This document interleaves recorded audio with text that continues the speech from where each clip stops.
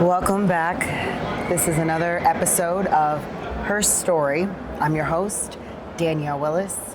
With me today is a very special guest. This is her first time to Herstory. I'm sitting with Van Island Pro Champion and now top 4 competitor at the Olympia, Sherry Priami. Thank you for having me. Thanks for being here. Of course. It's always a pleasure to talk to you. Congratulations. Thank you. This was your Olympia debut and you nailed it. Yeah. I'm still trying to process all of it.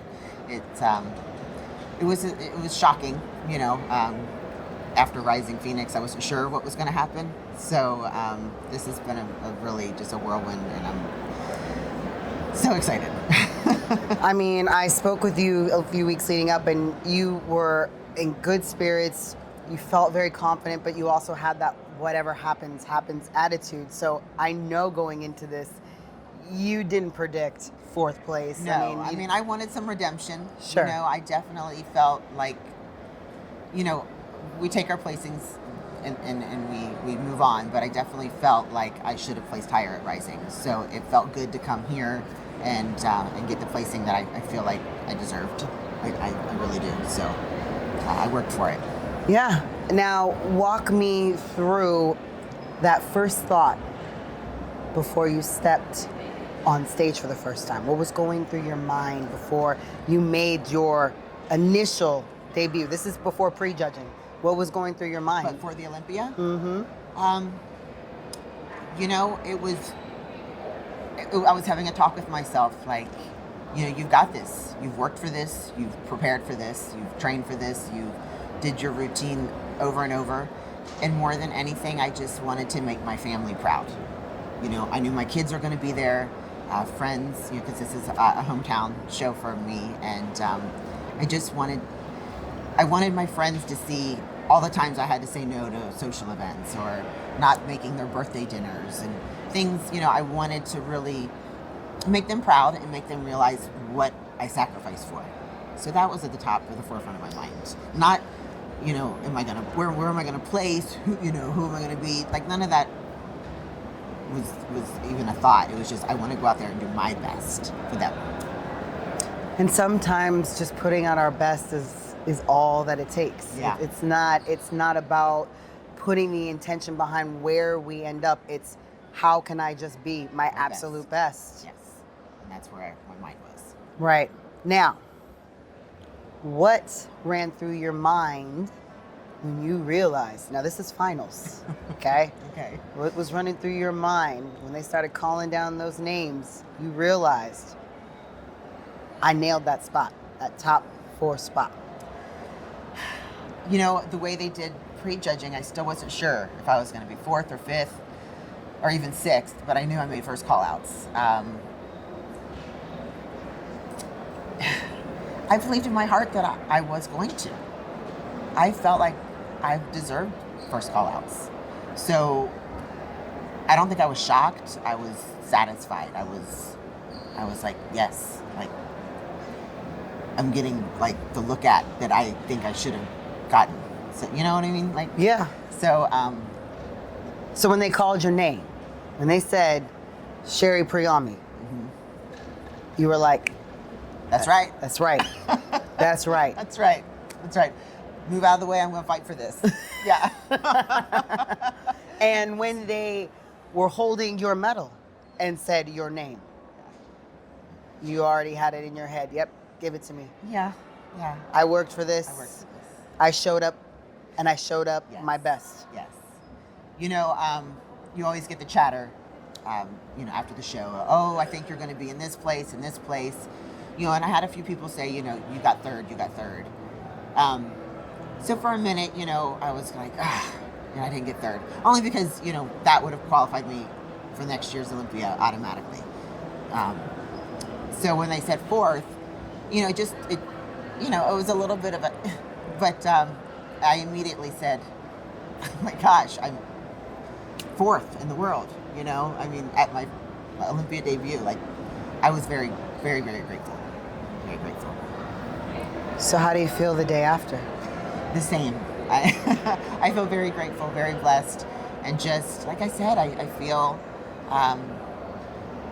just happy that it's come all full circle, and really I'm getting rewarded for my sacrifices. I feel like it's justifiable now.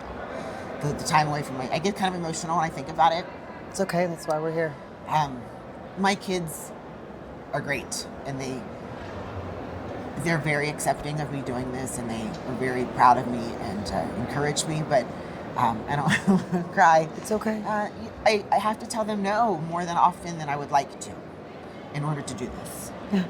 There's a lot of, no, we can't, I don't want to go to dinner out, it's too hard for me, or, no, Mom, I can't sit and watch a movie tonight, I got to go train.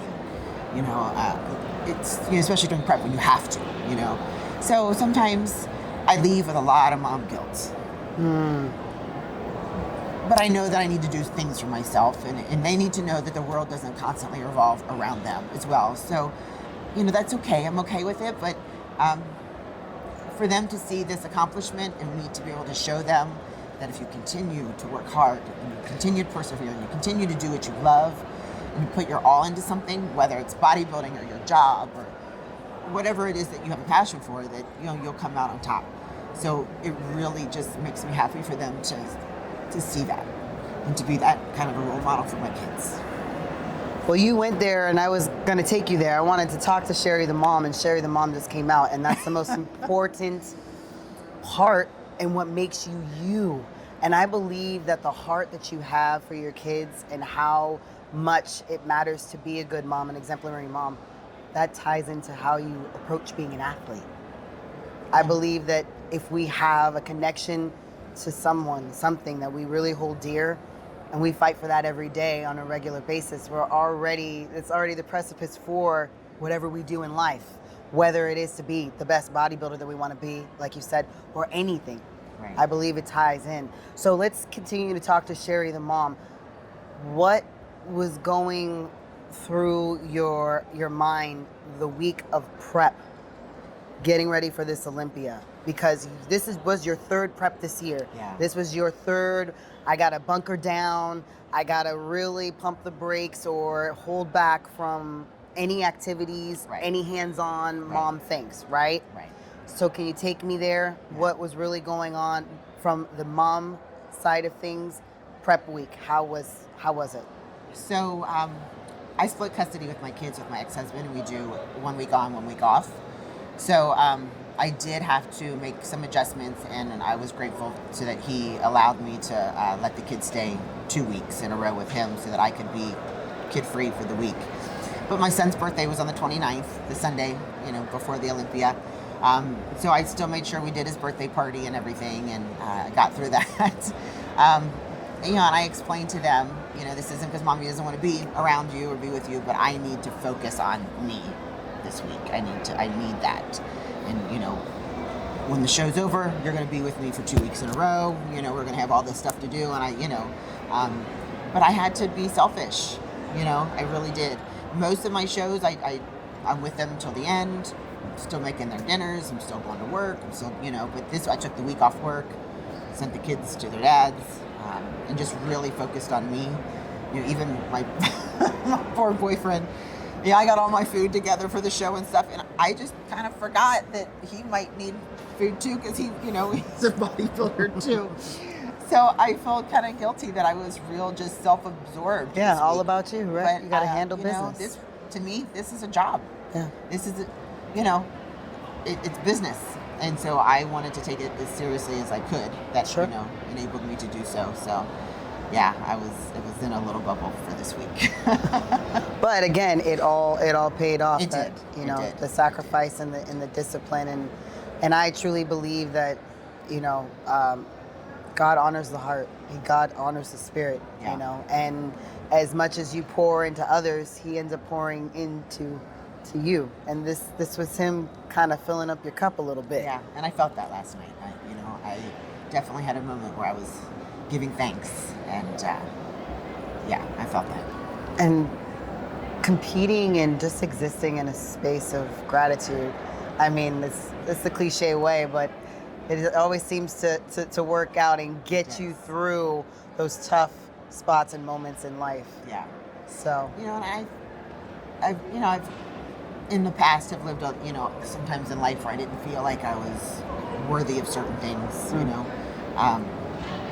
or didn't deserve it, or, didn't come from the best upbringing and things like that. So to work this hard and to have your accomplishments recognized and have it play out the way that it did, it's very gratifying.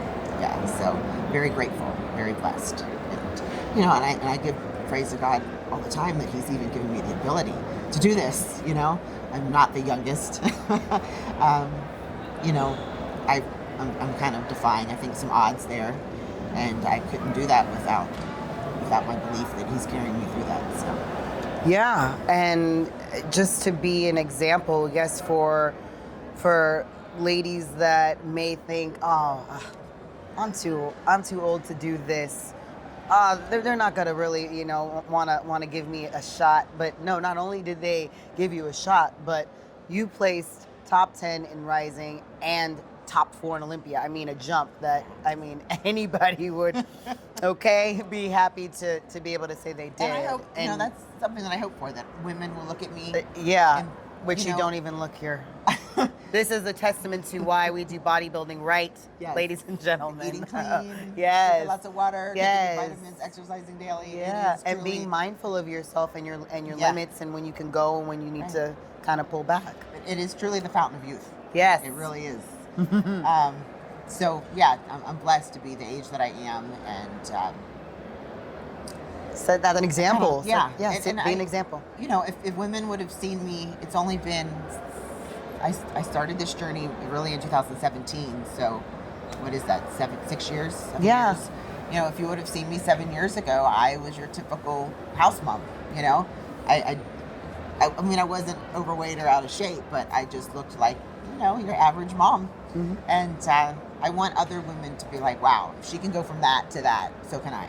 Yeah, and maybe they don't want to be as extreme as I am. I understand that a lot of women don't want this kind of muscle mass, but it's never too late to take care of yourself. It's never too late to get yourself the way, you want to look and comfortable in your own skin. And if I can have 3 kids and a job and still do this, anybody who has it in their heart can do it. It's not easy. It's not easy. And there's been many nights where I'm crawling home from the gym like, why am I doing this? what am I thinking, I think we all go through those moments, right? We do. Where you question, sure, especially when you're pushing yourself to like complete exhaustion sometimes. And but then you go to bed, you get some rest, you clear your mind, you wake up and you're like, doing this because I love this. Yeah, exactly. And you have to have a heart for it. But it's not just bodybuilding. I mean, if I can help anybody, and just to take better care of their health, I'm a dental hygienist, that. So I just overall have an interest in health and well-being. So I just want other women to know that it's possible. There are no limits. And when I first competed in my first pro debut, it didn't place, and I got off stage, and I was told that I should not do bodybuilding anymore, that it will ruin me, and that I will never place higher than 3rd. And that was from, somebody kind of close to me, and, kind of took me back for a minute, and I'm just really glad that I never listened. I'm the kind of person that was like, oh, really?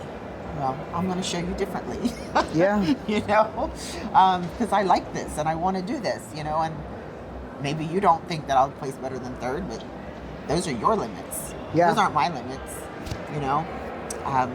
So you have to believe in yourself and just do what feels good for you, right? Right, you do. So taking it back to that housewife, what was the crux that got you to make that move? What was in that space that you were in at that time? There was something, right? There was a catalyst that got you to move forward. What was it? So at that time, I was probably the heaviest I have ever been. Okay. I had my 3rd son late in life. I was 38 when he was born, and couldn't get the baby weight off. And I was in a marriage that was having some issues, and I found myself like really. I would come home and drink a bottle of wine every night. like 2 glasses to start before I could even make dinner, glass while I was cooking, and then a glass after. A bottle of wine a night adds up. Sure. Next thing I know, I'm, at a weight I don't want to be at. I'm not happy with how I look. I was getting sick of waking up sick and tired every day, and I wanted to be a better role model for my kids, and I didn't want to keep sort of self-medicating that way. And so I had to do some evaluations of my life, why I wasn't happy, and realize that nobody was coming to save me. That I had to save myself. Yeah. So I started, just working out at home for a little bit first, because I was not trying to spend a lot of time away from my kids. And then I went to a gym with a friend, and we were training, and one of the trainers was like, "How you've been working out, a while now, right?" And I hadn't, and I'm like, no, and they're very complimentary of my physique, and just said I had an athletic build. And I got in the car with my girlfriend, and she said, you really do have an athletic body. Why don't you do a bodybuilding competition just to give you something to keep pushing you forward, something to look forward to. So I was like, that's not a bad idea. And the more I thought about it, I thought, okay, this is like a bucket list thing. It's going to be a one and done. I'll get in the best shape of my life. I'll do a competition and say I did it. Right. Right? Mm-hmm. Just to prove it something to yourself. Yeah. Mm-hmm. And I wanted, like I said, I wanted to change your lifestyle. My lifestyle, not Sure. just how I looked. Yeah. But how I felt, my health, and overall. overall. And so I knew that I didn't want to do all these classes and stuff. I just wasn't my thing. I talked to people all day long. I love bodybuilding because I liked having that me time, So it just kind of clicked for me. And then I did a show here in Orlando at the Hyatt, and I ended up winning. And then I did another local show, and I won that one, and I was like, wow, And then my coach was like, well, why don't we go to nationals and just see how you do? And I had no expectations. I really didn't know much about the sport of bodybuilding. I didn't know what having it was embarrassed to say this now because I know how hard people fight to become a pro now. But at the time, I didn't really know what having an IFBB Pro card really meant, and the prestige of it, or how hard people work for that. So I just went just to see where I stacked up with everybody, and I ended up getting my pro card my first year competing. And it just took on a life of its own. At that point, I was like, all right, I'm good at something. I got a pro card. Yeah. This must be my thing. Yeah. So that feeling of elation, you wanted to keep feeling that. Yeah. I didn't play sports growing up. So I never really had anything that I felt accomplished over. Yeah.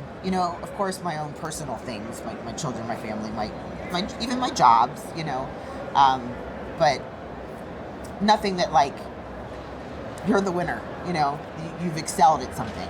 So I was kind of excited to just explore this world, see where it would take me.